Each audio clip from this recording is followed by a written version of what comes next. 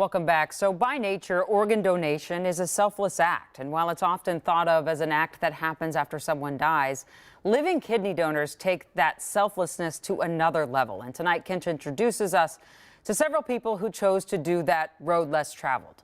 And he explains how it all led them to one little boy. Life with a 2-year-old is full Ready? of surprises. Whee! And Cooper Thompson and his parents are grateful. The last few months have been full Whoa. of the fun kind.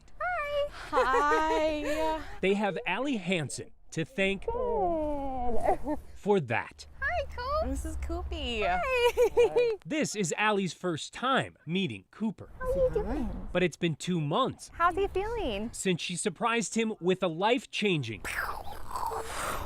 anonymous gift. Anyway, I'm Allie. It's nice to meet you. Yes, very nice to meet you finally. Ever since the transplants, he's been a different kid. It's kind of surreal, I guess, knowing that he has my kidney. Oh, Coops. When they told me it was a 2-year-old boy, I was like, I don't know how that works. Is he happy? No, he is. Cooper's parents don't know either. They're just grateful it does. After he was born with end-stage renal failure. I didn't know I'd be a nurse with a business degree. Katie Thompson received training to administer her son's dialysis, which began at just 8 months old. And she started sharing his story and need for a kidney on Facebook even earlier. And I just started thinking to the future, right? I knew that this was inevitable and we were going to need a transplant.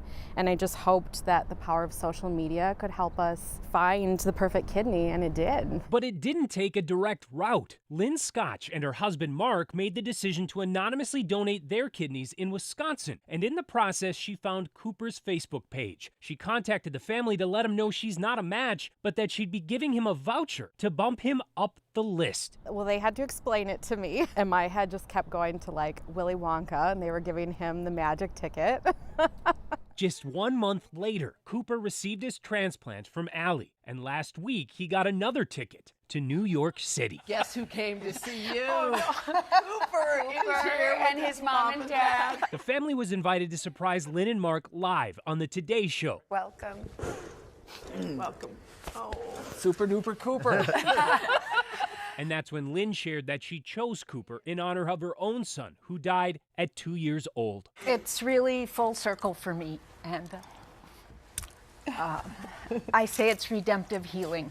Because I carried that stone of regret that we were never able to donate his organs at the time, and so that regret is gone. He was given a second chance at life.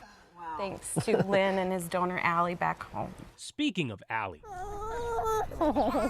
her motivation was more straightforward. So I worked at the Iowa Donor Network when I was in college, and it just kind of resonated with me because I know no one in my family needs kidneys, no one that I know needs kidneys. So it's like I might as well just do it while I'm young and can, and they don't mind. So he's doing better with it. Yeah, we're just trying to balance all the meds. And they all discovered one more surprise in the process. Seriously. New friends just a few miles away. It's nuts that she lives, 15 minutes from us. I don't think that happens very often. I've thought about it so many times and how I could describe it, and I truly can't, right? When there's something so big and you're told that you can't save your own child, and then you find out that, go get it. Super fun. Multiple people are willing to do it with them getting nothing in return. It makes you feel so good about people, that they would want to do something to save my child. Ready, set, go.